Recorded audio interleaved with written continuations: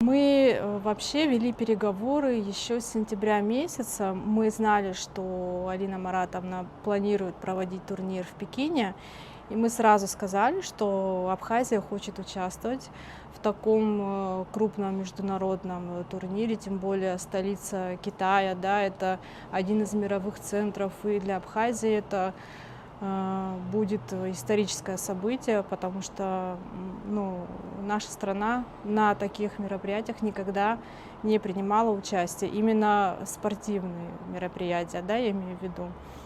И мы вели переговоры, я сказала, что у меня есть девочки, и попросили прислать видео, у меня было несколько гимнасток.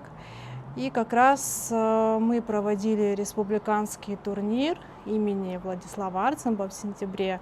И Софа у нас выступала на этом турнире, заняла первое место. И вот после этого она попала в нашу сборную.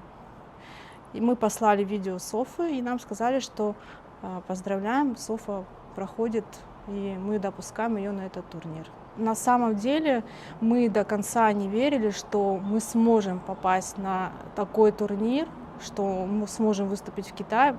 Вообще для Абхазии это на уровне фантастики. Вот, если честно, до сих пор не верится, что там наша девочка выступила. Это мы думали, что до конца что-то невозможно. Но вот сейчас уже мы понимаем, что все случилось. Я скажу, что Софа большая молодец. Для первого раза она у нас еще маленькая юная гимнастка, она сразу попала на такой крупный турнир, где есть сильнейшие гимнастки. Ее соперницы были девочки со всех стран, лучшие гимнастки. И я думаю, что для нее это было волнительно. Ну и вообще это для нее сразу попасть, перепрыгнуть и сразу попасть на такой высший уровень. Я думаю, что это был тоже своего рода стресс, но она с ним, я считаю, очень достойно справилась. А на следующий год, я думаю, что мы будем еще лучше выступать и будем готовиться еще и будем пополнять нашу сборную. Хотелось бы сказать огромное спасибо Алине Маратовне Кабаевой, которая помогла нам попасть на этот турнир. Без нее бы ничего не получилось.